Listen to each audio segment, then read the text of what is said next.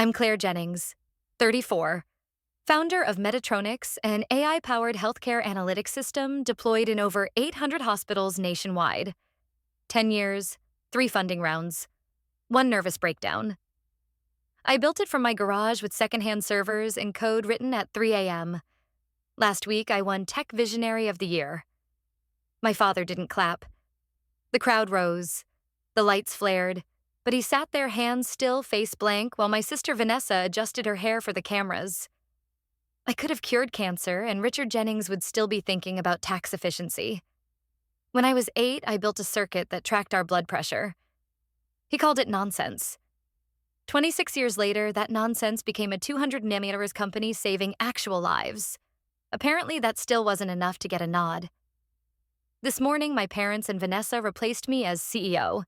In a surprise board meeting with pre-signed packets and embossed betrayal. They handed her the title like it was a family heirloom. Because she smiled prettier. Because investors like her voice. Because I was just the builder. I didn't shout. I didn't beg. I made one call. Before I tell you what happened next, how a single signature shattered their perfect little plan, drop a comment if you've ever been underestimated by your own blood. And if someone's ever stolen your spotlight after you built the damn stage, this story is for you. They applauded. My father didn't clap once. Flashes from the stage hit me like sunbursts, too bright, too fast, too empty. My heels dug into the glossy floor as I walked forward, smile polite but perfunctory. Somewhere in the 3rd row, Helen adjusted her silk scarf with meticulous grace. Richard scrolled on his phone. I could have won a Nobel and he'd still be checking futures. I took the glass award with both hands. To the builders of systems that save lives, I said. The crowd rose. Applause swelled and echoed against the arched ceiling of the Tech Visionary Awards in Midtown Manhattan. But my father's hands never moved. He wasn't even pretending. Once when I was 8, I'd wired together a janky circuit board that could log our family's blood pressure readings. I called it the Jennings monitor. I'd shown it to him with trembling hands, expecting something anything. He didn't even glance. Go outside, he muttered. Stop fiddling with nonsense. Funny, 26 years later, that nonsense had become Meditronix, a $200 million platform managing predictive healthcare analytics for over 800 hospitals. And I was still reaching for the same approval. By the time the ceremony ended, I had 237 new congratulatory emails, 2 podcast invites, and 0 eye contact from Richard. We flew back to San Francisco the next morning. Fog licked the skyline as the black car curved up the Jennings estate's private drive. I hadn't been back since Q1 board meetings. The place was absurd glass everywhere, vines curated to look wild but manicured at the root. A metaphor, really. Dinner was sea bass and heirloom tomato salad served with a forced tranquility. I could feel cracking beneath the polished wood of the table. Helen's wine matched her nail polish, deep garnet intentional. Vanessa arrived late, breathless hair, tousled just so. She kissed Mother's cheek and poured herself a glass before anyone spoke. You were stunning last night. Helen began tilting her head at me. Though, I do think Vanessa would have made the stage sparkle more. A little charm goes a long way. Vanessa smiled demure as a pressed flower. Claire's the substance. I'm the sizzle. Richard dabbed the corner of his mouth with a linen napkin and set down his fork. Now that Meditronix is stabilizing, it's time we talk about long-term leadership. I looked up. My fork hovered over the salmon, meaning he didn't blink, meaning legacy, structure. Your name is on the patent. But names alone don't run empires. That was rich coming from a man who hadn't written a line of code or raised $1 in seed funding. I waited. No one else filled the silence. Vanessa sipped her wine. We could do great things together if you ever let me in. There it was, the velvet hammer. Sweet tone dagger edge. I took another bite. Swallowed steel. Later that night, lying on the stiff mattress in the guest room that still smelled like fresh carpet, I stared at the ceiling. It hadn't changed in years. Still adorned with the same subtle gold molding Helen insisted kept the room classic. I opened my laptop and pulled up the shareholder agreement. I hadn't touched it since the last dilution round when we restructured for Series C. Something about the phrasing around transferable authority and absence of written contestation tugged at my gut now. I zoomed in, read it again, and again. That night, I reread the shareholder agreement I hadn't looked at in months. Something about the wording itched at me. They called it a surprise strategy session. It was an execution. The elevator doors slid open with a soft chime, but the silence waiting on the 34th floor was sharp enough to slice. No morning chatter, no clinking mugs, no hum of synchronized keyboards, just glass and hush. I walked into the boardroom and paused. Vanessa was already seated, at the head. Not adjacent, not angled deferentially. She sat like she'd always belonged there, shoulders back, jaw soft, radiating the calm of someone who's rehearsed every word. Her smile was demure, her power palpable. "Claire," she said, gesturing to the seat beside her. "So glad you could make it." I didn't return the smile. Janet gave me a brief nod. Michael Warren didn't look up. My parents, impeccably coordinated as ever, sat side by side, Helen in blush silk, Richard in navy, his fingers laced over a legal folder. Something inside me pressed its thumb on a red button I hadn't needed in years. This wasn't a sync. This was a stage. A legal associate distributed packets. Heavy, branded. Proposal for realignment of executive leadership was stamped in embossed lettering across the front. No one spoke. I opened it. Appendix C, Clause 7, a small block of text underlined in blue. In the event of executive redistribution post-plateau and in accordance with standard succession oversight authority may be transferred following a majority board vote provided no formal objection is filed within 60 calendar days of amendment notification. My heart stilled. I turned to the signature page. My initials right there. July 15th. A month ago in the Tokyo buildup. The investor gauntlet. 14-hour days, 3 different time zones. That packet? I hadn't made it past page 12. Minor governance adjustments, legal had said. Richard cleared his throat with the weight of ceremony. As we move toward long-term stability, it's essential we think holistically. Vanessa's capacity to interface with the market, with media, with potential acquirers, that's what we need now. He paused, eyes steady on mine. In accordance with Appendix C, we're reallocating board control to reflect long-term sustainability. Vanessa folded her hands neatly. Of course you'll retain founder status, but as we evolve, roles shift. We thought it best to move quickly and transparently. I closed the packet with care. You're replacing me. We're realigning, Helen corrected, voice smooth as Chardonnay. You've built something extraordinary, darling. And now it needs a face, I said. A palatable, polished face. Preferably one who doesn't challenge the narrative. Richard offered a sympathetic tilt of the head. You're a brilliant builder, Claire. But Vanessa? She's the future. My voice didn't rise. You mean she's what investors want to see, and I'm the invisible labor that made it all real. No rebuttal. No apology. The room held stillness like a breath before a plunge. They voted. 5-2. Janet glanced at me once, regret flickering behind resignation before she turned her card over. Vanessa stood and extended a manicured hand. Let's make this transition graceful, sis. I walked out without touching her. You can fire the builder, but you better pray the foundation isn't hers alone. Rain traced slow veins down the windows of my apartment, blurring the skyline into watercolor bruises. I hadn't slept. The glass award sat crooked on the kitchen counter, a grotesque reminder of the applause I'd mistaken for respect. The knock came just after 9 a.m. Sophia Martinez stood in a camel trench, her hair pulled into the same severe knot she'd worn since law school. She barely looked at me before stepping inside. You look like hell, she said. Thanks. I feel worse. She set her bag down, peeled off the coat, and raised an eyebrow. Tell me what they did. I handed her the governance packet. She didn't bother with the early pages. Went straight for Appendix C, reading in silence. You signed this? She asked. I didn't see it. They buried it. I was in Tokyo Investor Hell Week. I trusted legal. Her jaw ticked. You never trust legal. I sat across from her, hands clasped. Soph, I wrote half the diagnostic AI from my garage. Before the first pre-seed dollar.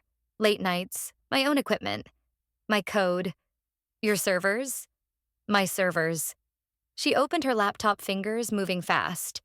And the initial IP filings, you used my template, right? I nodded. Filed as an individual. We never reassigned in full, just licensed under a provisional clause. Her screen glowed. Confirmed. They don't own your tech.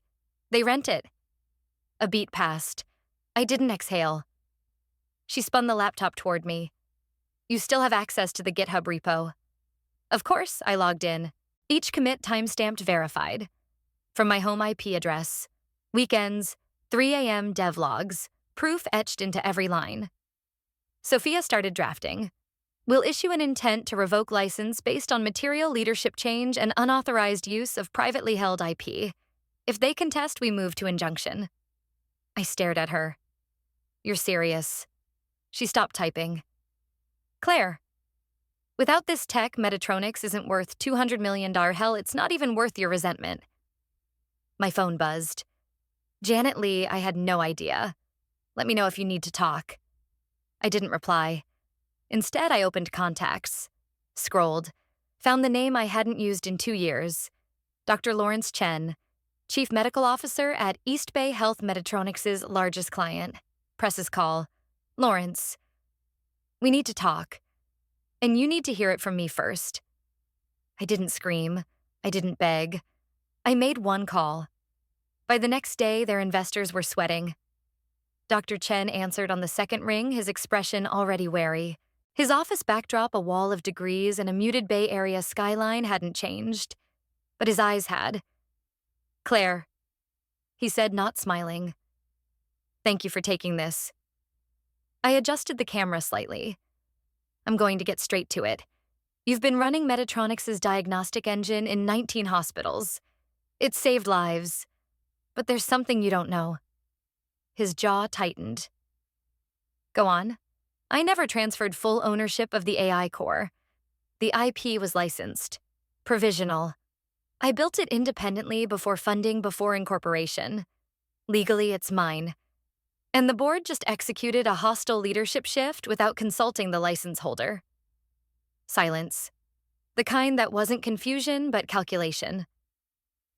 Claire, he said slowly, if what you're telling me is true and the license is in jeopardy, it already is. He looked off screen, probably at legal counsel, or his conscience. Can you prove it? I can. Commit history. Initial filings, contract language. My lawyers prepared a disclosure file. He leaned back. You understand what happens if this goes public. You'll be forced to audit your contracts, review compliance. That's all I'm asking yet. He nodded once. Send me the documents. 22 minutes later, Sophia had sent the legal summary. 4 hours after that, Dr. Chen's office submitted a formal notice of potential license breach and active review to Meditronix's board. By 4 p.m., it had reached every inbox on the executive floor. Across the city, Vanessa stood in a tailored white blazer under the soft lights of the Meditronix boardroom. She was mid-sentence something polished about predictive expansion into chronic care diagnostics when Michael Warren's phone buzzed. He glanced paled and bent toward his tablet. Janet noticed. So did Vanessa. Michael didn't interrupt, but his fingers moved fast. Another notification. Then another. In the control booth behind the main glass, a junior associate passed a note forward. Janet read it. Her face hardened. Vanessa's voice barely faltered. With the recent round of Series D funding, we're projected to scale 38% within Q1. Michael cleared his throat. Quietly, urgently, he leaned toward her. 3 clients just suspended contract renewals, he whispered. Dr. Chen, NHP, Columbia East. Her lips parted just slightly. Her hands were still. A voice crackled through the conference Zoom. Ms. Jennings, we have a question before you continue. It was Elena Broom, an investor from Bay Point Capital. You're the CEO now, correct? Yes, Vanessa said almost too quickly. Then can you explain how the core diagnostic technology your company is built on is still legally owned by your sister? Silence. Vanessa's eyes blinked once. Then again. I, I'm aware of legacy filing ambiguities, she said. Our legal team is resolving. No. Elena cut in. Not ambiguities. Ownership. This wasn't in the Series D disclosures. Janet shifted uncomfortably. Michael looked ill. Outside, the rain began to tap against the windows. Inside, Vanessa stood still, mouth slightly open, composure cracked like porcelain. Michael leaned in again, his voice a razor. If we lose NHP and Boston General, we lose 72% of active revenue. And the boardroom fell silent. My sister inherited a title. I kept the leverage. The company now has 3 days to decide who really holds power. The legal conference room smelled like cold coffee and clean vengeance. Steel chairs, frosted walls. Sophia's laptop cast a soft blue halo across the oak table. She adjusted her cufflinks with the precision of someone who enjoyed watching empires tremble. They've confirmed the board call in 10, she said without looking up. Investor reps from Bay Point and Marlowe External Counsel and your usual cast of traders. I didn't reply. Just pulled the manila folder from my bag and slid it across the table. The letter was short, 3 pages. The contents sharper than anything I could have said aloud. Option 1, revoke the provisional license. I build a new company and the AI core disappears from Meditronix overnight. Option 2, buy the technology outright. $100 million non-negotiable. Transfer of IP rights within 72 hours, or the offer vanishes. Option 3, reinstate me as CEO under a 5-year binding contract, including dual vote rights and full tech oversight. They could choose, but I would win. Sophia scanned it one last time. Ready, always. The screen flickered to life. Vanessa's image appeared first slightly off-center, haloed in corporate light. Her eyes were shadowed, jaw tight. Across the grid, Helen and Richard silent and sculpted. Janet, arms crossed. Michael, 2 investor reps. Counsel, the full gallery of those who had watched me build and bleed and now braced for the bill. I didn't smile. I read the letter aloud.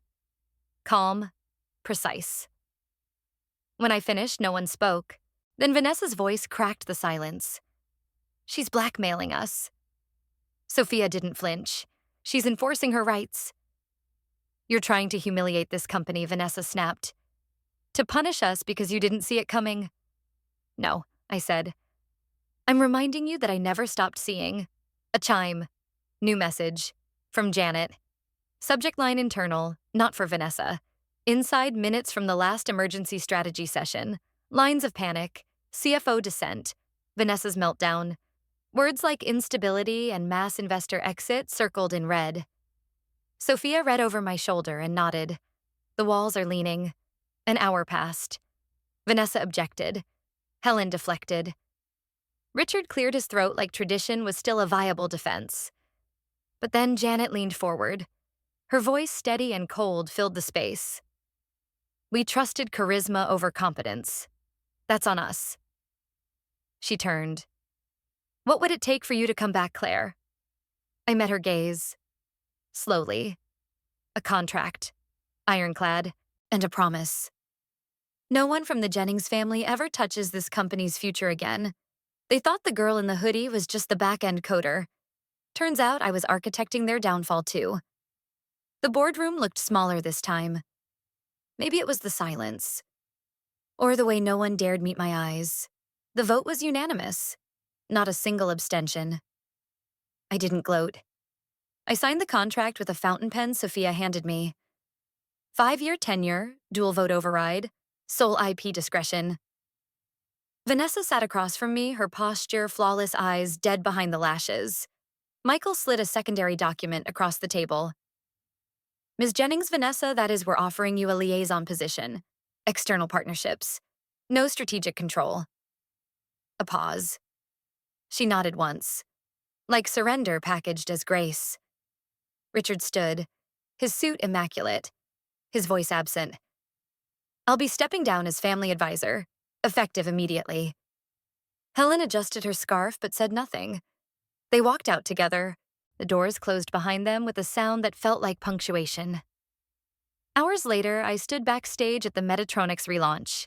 AI V2 sleeker interface adaptive diagnostics, new cardiac sequencing that had flagged early-stage anomalies in a test group no human team had caught. Dr. Chen smiled from the front row, arms folded like a proud professor. The lights dimmed. I stepped onto the stage. Flashes burst. CNBC banners ticked my name in muted gold. I didn't wait for the applause to settle. "This isn't a comeback," I said. "I never left the work. Only the title." The demo ran live. A simulated patient case flickered on screen. The engine parsed symptoms in milliseconds, flagged a rare arrhythmia, suggested early intervention. The crowd gasped, then cheers. Loud, visceral, unfiltered. Employees rose to their feet. Even Janet had tears in her eyes.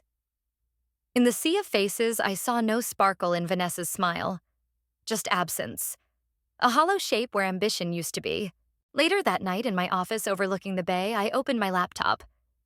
A single folder waited in encrypted silence. Meditronix V3 Autonomous Protocols. I double-clicked. Lines of code blinked awake, and I smiled. Phase 2 begins now. The boardroom echoed with the silence left behind by those who once believed power was inherited, not earned.